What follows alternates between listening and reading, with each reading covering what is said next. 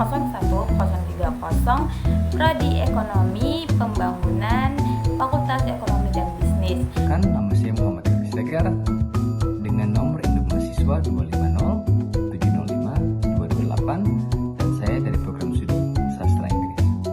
Perkenalkan, nama saya Febrani Simalungsong dengan NIM 250407060. Saya dari Fakultas Teknik Prodi Teknik Lingkungan. Nama saya Berlian Pak Joki Sugian dengan NIM 250301058 Prodi Agroteknologi.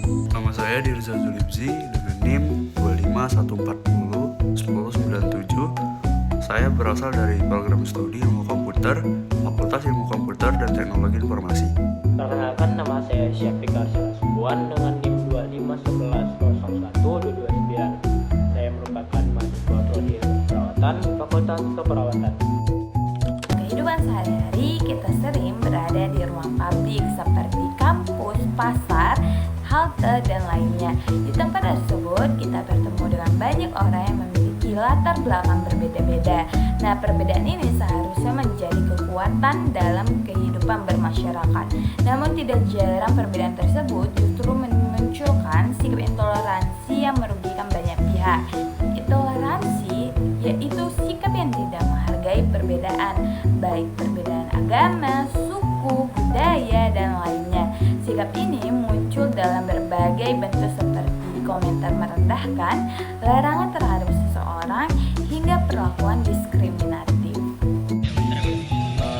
Contoh intoleransi sering kita jumpai di area sekitar kita. Contohnya seperti ada orang yang diejek dikarenakan cara berpakaian yang berbeda.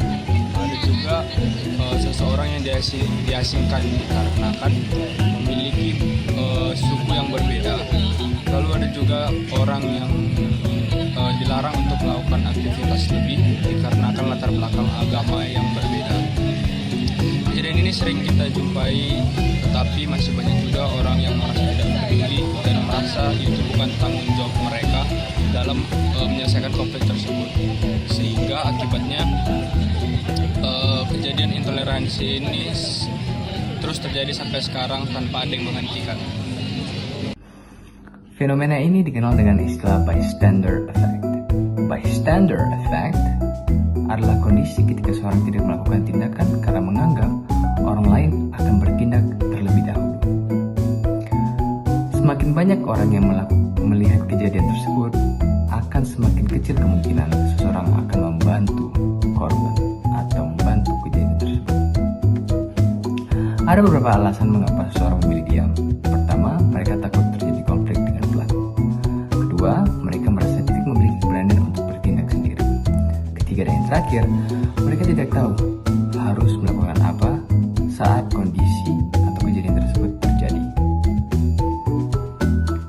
Padahal sikap yang dapat membuat perilaku merasa bahwa tindakan mereka diterima oleh lingkungan sekitar. Jika hal ini terus terjadi, maka perilaku intoleransi bisa menjadi kebiasaan yang sulit dihentikan. Oleh karena itu, penting bagi masyarakat untuk memahami peran mereka dalam menjaga ruang publik yang aman dan nyaman.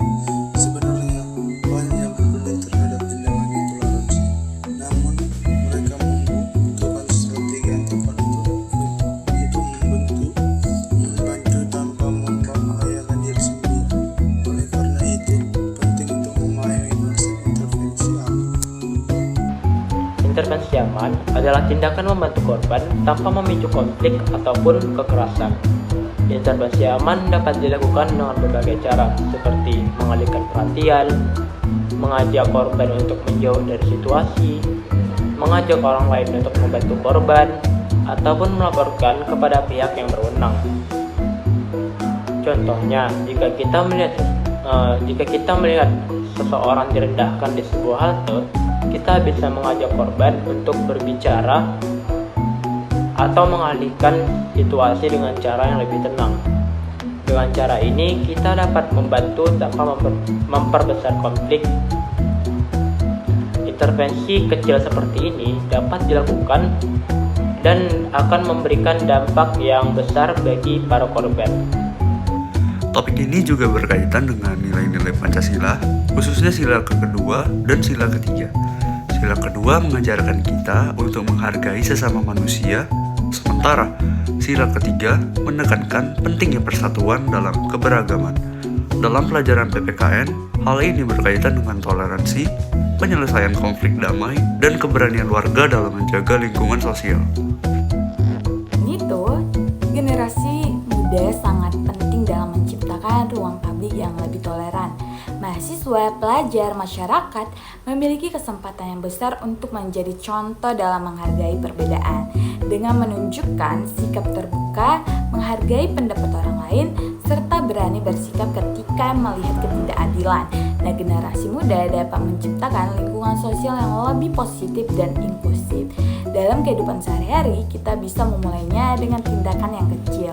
Contohnya menghargai perbedaan pendapat ketika dalam ruang diskusi, tidak menertawakan teman yang berbeda latar belakang, serta berani memberi dukungan pada korban intoleransi. Nah, tindakan yang sederhana ini dapat membantu menciptakan lingkungan yang lebih aman dan nyaman bagi semua orang.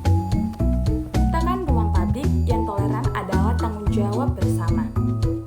Kita tidak harus melakukan tindakan besar untuk membuat perubahan. Keberanian untuk tidak diam, kepedulian terhadap sesama, serta tindakan kecil yang dilakukan secara konsisten dapat menciptakan perubahan yang besar.